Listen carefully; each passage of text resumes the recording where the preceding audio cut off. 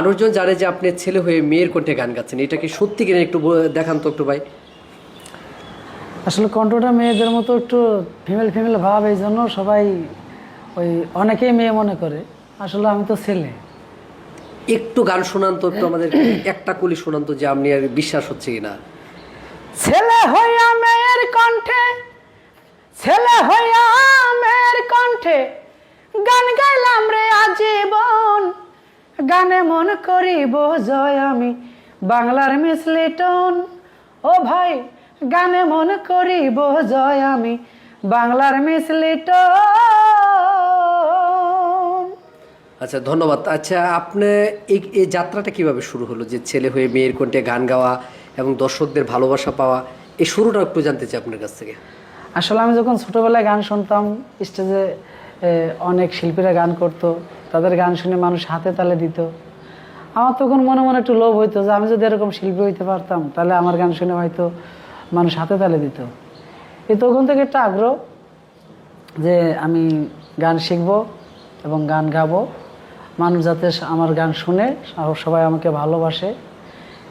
তখন তো এইভাবেই আর কি শুরু হয়েছে। আস্তে আস্তে গানের জগতে ঢুকে গেলাম, শিখলাম। শেখার পরে এখন দেখি যে ভালোই মানুষ গান শোনে। আচ্ছা, বিশেষ করে তো এরকম হয় যে ছেলেরা গান গেলে কিন্তু ছেলেদের দর্শক শ্রোতা থাকে মেয়েরা, এবং মেয়েরা গেলে কিন্তু তাদের দর্শক শ্রোতা থাকে বেশিরভাগ কিন্তু ছেলেরা। তো এখন আপনাকে কি এরকম মেয়ে ভেবে কি ফোন টোন দিছে, বা এরকম কোনো কথাবার্তা হয়েছে, বা কোনো প্রেমের অফার টফার পাইছেন, এরকম হয়েছে এরকম কোনো দিন? আসলে অনেকেই যারা জানে না যে এটা ছেলে, যারা অনেকেই ভাবে যে মেয়ে। আমার আবার এই যে ইউটিউব চ্যানেলে ফোন নাম্বার দেওয়া আছে, যারা জানে না যে এটা ছেলে, মেয়ে মনে করে যারা, তারা অনেকেই ফোন দিয়ে যে আপু কেমন আছেন, আপু আপনার গান নতুন কি গান রিলিজ হবে, আপনার গান অনেক সুন্দর লাগে, এইগুলো বলে। প্রেম করতে চাই এরকম হয়েছে কখনো, যে প্রেমের প্রস্তাব পাইছে? তার আগেই তো আমি যখন আপু বলে তখন তো আমি বলেছি ভাই আমি আপু, নাম হচ্ছে ভাই। তো প্রেমের সুযোগ তো নাই ওখানে অফার দিয়া।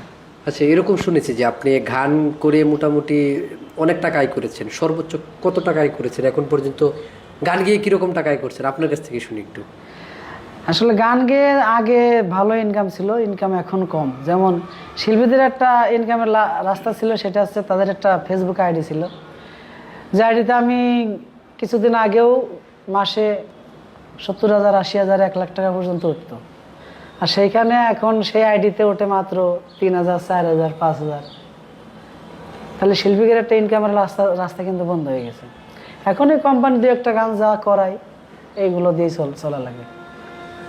মিস লিটনের গান কারা শুনে, কোন শ্রেণীর মানুষজন শুনে বলে মনে করেন আপনি? বেশিরভাগ একটু যাদের বয়স্ক যারা, আর মহিলারা বেশি শোনা, যারা বয়স্ক, যেমন শ্রমিক ভাইরা শোনে, দিনমজুরি কাম করে যারা, ভ্যান রিক্সা চালায়, অটো চালায়, শ্রমিক, গার্মেন্টসের শ্রমিক ভাইরা, এদের ভিতরে বেশি শোনে। আচ্ছা, গ্রামের মানুষ। আপনার অনেক গান শুনছি, তার মধ্যে উল্লেখযোগ্য একটা গান হচ্ছে যে এবার না আসিলে বাড়িতে আগুন লাগাই দেবো শাড়িতে। এই যে বোর যে কিছু জ্বালা যন্ত্রণা গান, আপনি এগুলো কোথায় থেকে পান? আপনি এগুলা, এই আইডিয়াটা কে দেয়? আসলে কোম্পানি দেয়, এগুলো তো সম্পূর্ণ শিল্পীদের আইডিয়া থাকে না। এক একটা কোম্পানি এক ধরনের গান পছন্দ করে, তারা গানগুলো দেয়, ওই গানগুলোই আমরা গাই। কি স্বপ্ন, কি ভবিষ্যতে, কি নিজেকে কোন জায়গায় দেখতে চান আপনি? আমি চাই সবার ভালোবাসা পাইলেই। আর আমার গলায় যতদিন সুর আছে, আমি চেষ্টা করব সবাইকে আনন্দ দেওয়ার জন্য এবং সবাইকে ভালোবাসা দেওয়ার জন্য। তবে আমি সবসময় চাই সবাই আমাকে ভালোবাসুক, আর আমার যারা শ্রোতা আছে তাদেরকে আল্লাহ ভালো রাখুক, এবং শ্রোতা যারা নেই, যারা গান প্রিয় মানুষ, সবাইকেই যেন আল্লাহ ভালো রাখে।